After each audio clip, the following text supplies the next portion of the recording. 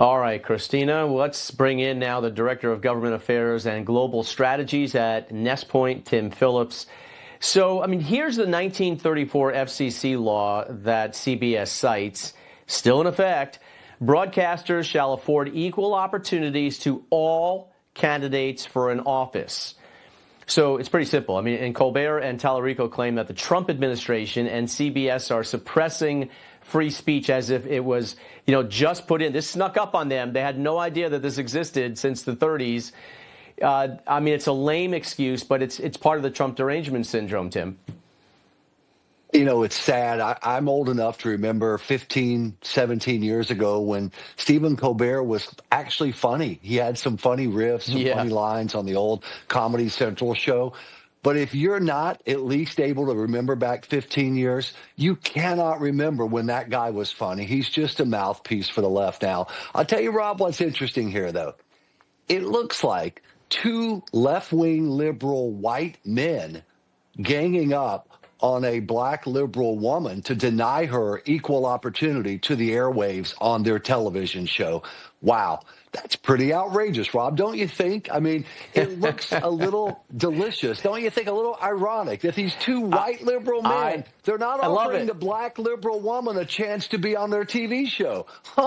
I'm sure race has nothing or sexism has nothing to do with it. Don't you think? I love it. I just wish Jasmine Crockett would come out with that because they wouldn't know what to do.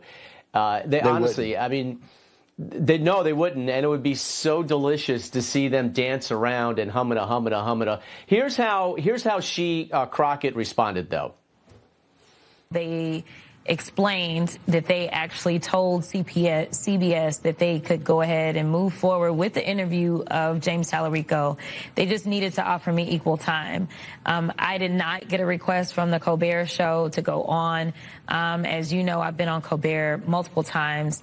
And frankly, if we would have gotten an offer, that would have been great. So I think it probably gave my opponent the boost he was looking for. So I think it's probably better that he didn't get on. I think she's been wrong. I don't normally agree with Jasmine Crockett. I don't. But she's right. Her opponent got millions of dollars in fundraising. It's already out there that he's raised $2.5 million or over $2 million since this episode happened. It's helping his campaign. She has been a guest on Colbert's show in the past. But here's the most interesting thing.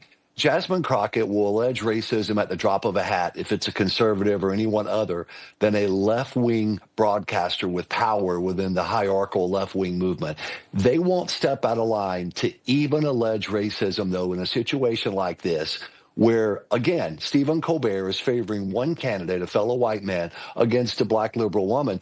And it does look like he's picking winners and losers. He's saying, Colbert, I want this guy, Tallarico, to win the primary. I'm going to have him on just a few days before the primary, and I'm not going to let Crockett on, even though I've had her on in the past. I'm telling you, he's trying to put his thumb on the scale to pick someone that he thinks is a better candidate, and he should be called out for that. This isn't about Donald Trump, and they know it. It's about Colbert trying to cherry pick his person as the candidate in Texas.